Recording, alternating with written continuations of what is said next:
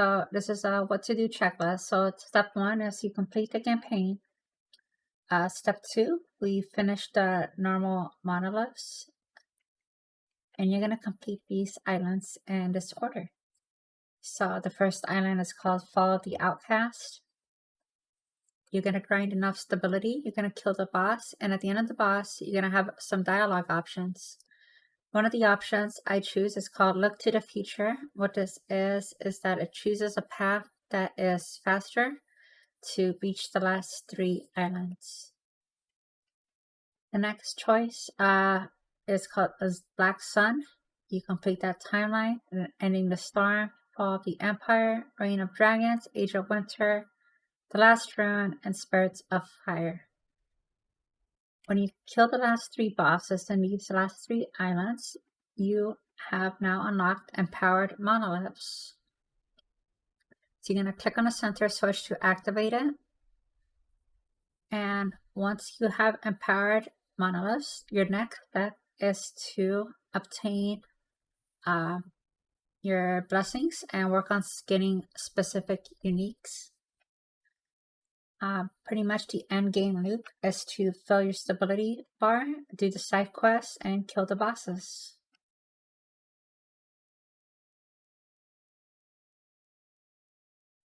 So when you click on the map crystal, it's going to look something like this.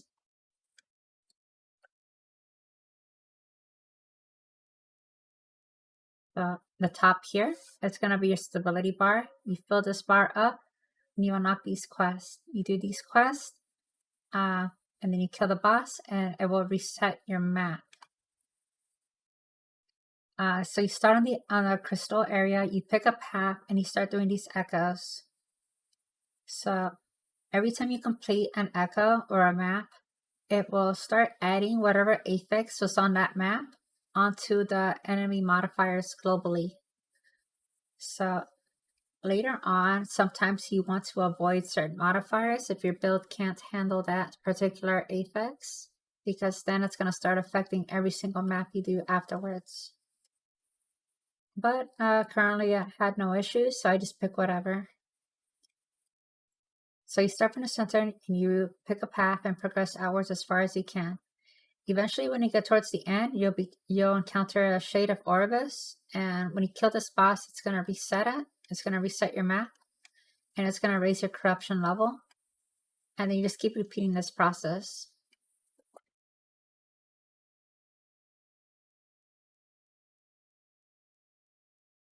You're going to progress from the center crystal and work your way outwards. The further the better.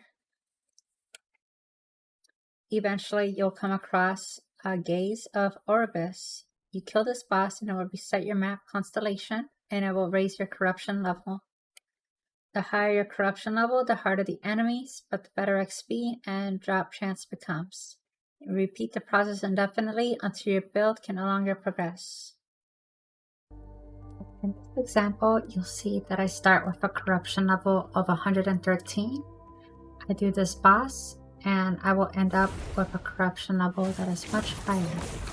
Corruption level makes the enemies tankier, have more health, and more damage. So it makes things difficult the more corruption there is on your map. The reason you want to raise your corruption level is because it also gives you an increase of item rarity and increased experience. So the more difficult the content is, the more corruption you have, the better the chances are of obtaining the items that you want. Killing these bosses, the Shade of Orbis, raises your corruption level. But in doing so, what's going to happen is all this progress you did will be reset. And you start fresh and you do it again.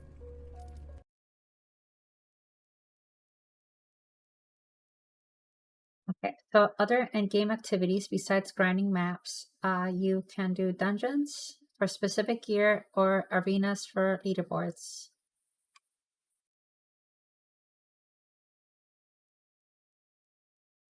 Following is just a checklist for the build that I'm doing for my specific character. Your paths may vary.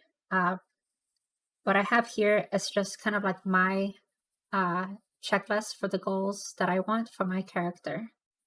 So if you want to copy and like follow along, you can, but this is just kind of how I play. Kind of like to plan ahead and figure out what is it that I need, or work on a goal that that can be progressed for that day.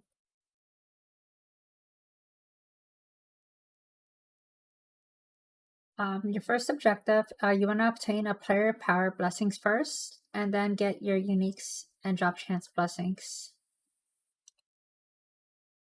Do note that your drop chance empowered blessings are flexible and depend on your current needs and goals. What I have here are just examples. So, for example, right here, I have the different timelines or the different islands, and these are the blessings that I want from that island. For killing that boss, this is what I want. That island will also have this unique, and this is also like a chase item when I'm farming this specific monolith timeline. So different timelines will have a different unique that I would want to chase after, and a different blessing that I want to obtain. So we just keep going. We start collecting these blessings first, and we start getting these uniques as well along the way. Later on, you'll encounter some blessings that don't give you any player power, but they just increase your drop chance for particular items. And these drop chance blessings, you can swap them out to whatever it is that you need. I just have them specifically for my build. Certain uniques can only be obtained through just like a random drop. Like, for example, Omni can only be dropped from the Shade of Orbis, requires at least 200 corruption level, and the Mad Alchemist Ladle can only drop from the Exalted Mage encounter, which can be from any dungeon.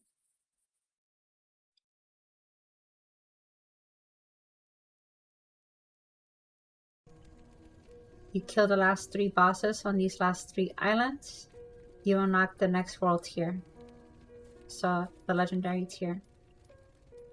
When you're on this tier, it's called Empowered. You're pretty much going to repeat the process again, but in this difficulty. So you're going to click over here on the left side, optional quest echoes, and you can grind up stability again, and then you're going to kill these bosses. When you kill the bosses, you are given an option to get blessings. Blessings are just passives. Some are character power, and some are just increased drop chance. So each island or each timeline has different bosses that you do to get these blessings. So when you're in World Tier 2 or the next World Tier or Legendary, however you want to call it, you're grinding stability and you're killing the boss, and then you unlock the next island and repeat the process. So you're doing it again, but in the next difficulty.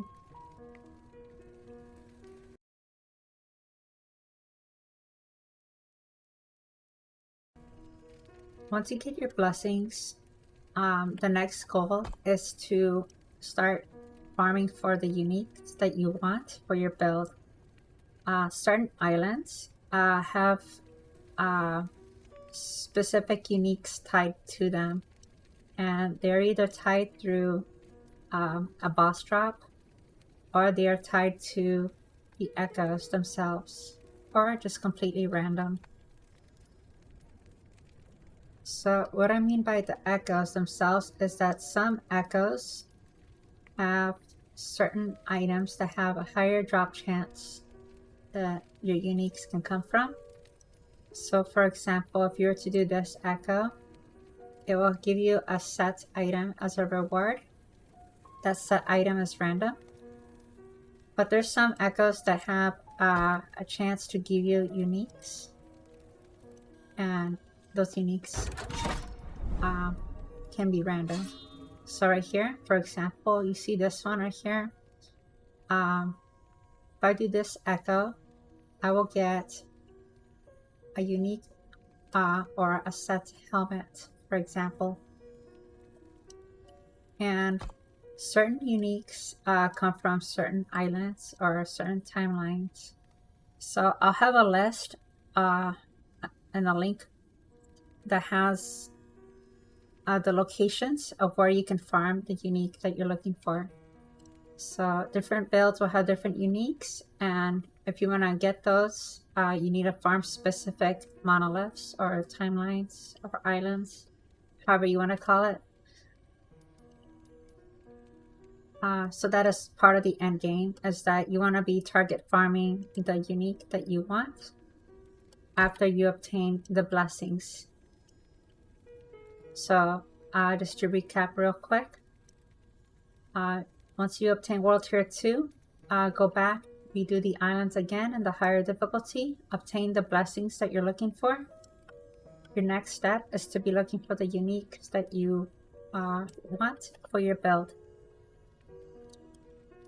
This is the website that I've been using. It's like a database of all the items in the game and where you can obtain them. So they have it organized that you can obtain all the armor pieces, all the weapons, the rings, and the idols. So let's just say you want a particular item, but you don't know where to farm. So you click on body armor, for example, and it has it organized in a way that it's just all the common items. And then you can see all the implicits as well. You can scroll down here and you have a list of all the unique chests. And let's just say you're farming for a particular unique chest, but you don't know where to farm it. So you look down here, you find the unique chest that you're looking for, and then you scroll down here and it tells you where to farm it. So right here it says target timeline to target farm. You target this one, and it tells you how rare is it, or is it common, is it rare, and so on. And you can do that pretty much for every item in the game.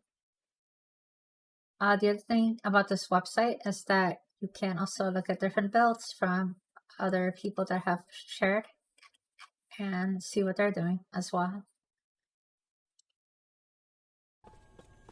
So for example, this chest piece only drops from a specific zone. And that zone is blood, frost, and death. So if you look over here, we look for blood, frost, and death. So it will drop in this monolith. So we're gonna go over here, click on legendary, and what we're gonna be looking for is that this chest piece will drop in this monolith, so in this zone, and you're looking for some echoes that give you chest rewards. So this one right here gives me a unique item, but it is a ring. So we're looking for items in general, or just this unique item. It could mean anything. But that's kind of how the farming works in this game. So specific uniques come from specific zones. Once you enter the zone, you're going to be looking for specific islands or echoes to farm that unique. Sometimes the uniques don't drop from the echoes, sometimes they only drop from the boss. So you might need to do both. So while you're doing that, you're also filling up your stability bar. So the stability bar here, when it gets filled up, you can fight the boss, and that can also drop some items.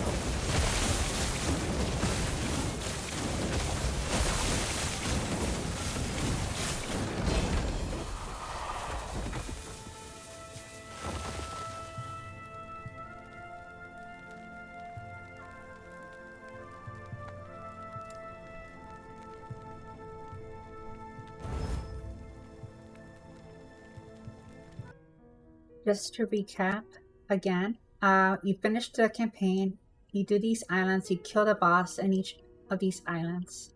You keep doing that until you reach the last 3 islands. You kill the last 3 bosses, you unlock World Tier 2. You're on World Tier 2, you kill the bosses again, and you start target farming specific uniques depending on your build.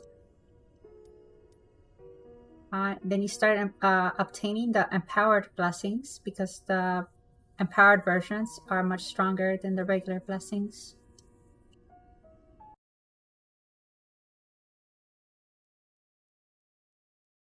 And then once you have all this gear and all your blessings, what's the next step? Well, the next step is to turn your uniques into legendary items. In order to do so, you can click on this link and it will have a much more detailed guide and explanation on how you can start that process. But that is like an end game activity that you can do, like trying to min-max your character. Once you obtain the gear that you want, the uniques that you want, and the blessings you want, the next step is to obtain gear that has tier 7 stats on them and keep them. So for example, for these gloves, they have tier 7. So I would want to keep this, and I would just change the stats on the rest of the gear. Now, why do I care about stats on this gear or any other pieces if I'm using uniques? Well, the reason is because of this crafting system, legendary items. And what legendary items does is that it combines purple gear into your unique. So you're melting the 2 items together to make like a super unique. So it's gonna be a unique with whatever the stats you melted your purple gear with. Is kind of how that works. But they do have to be the same item type. So for example, let's say you find a piece of gear that has really good stats, but it's on a chest piece. Those stats can only be transferred to another chest piece.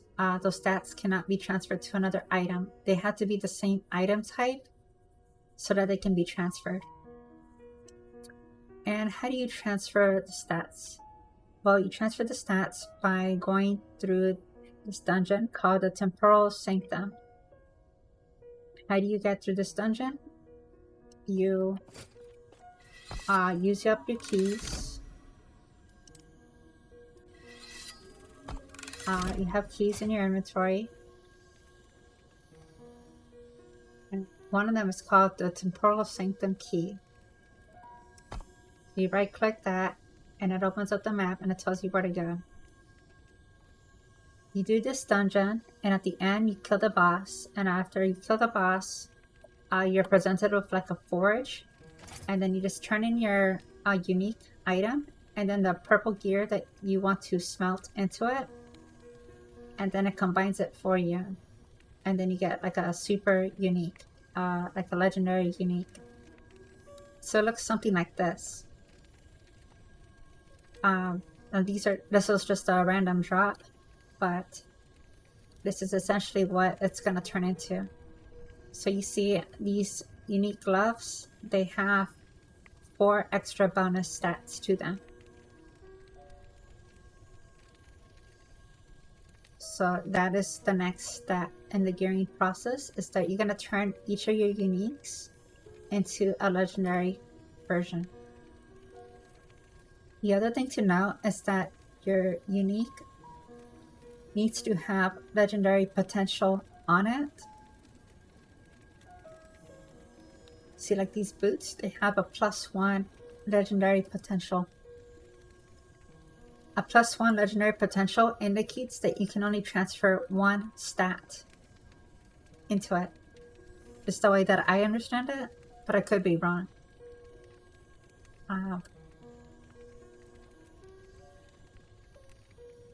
And well, the highest stat will be a +4. +4 stats mean that 4 stats can be transferred into it. kind of like this one.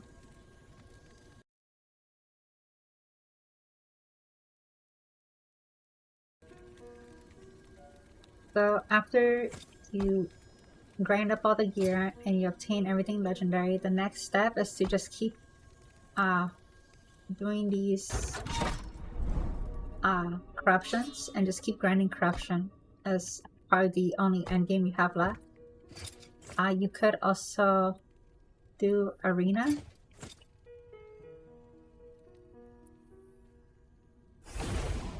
Find our arenas. Right here, ladder.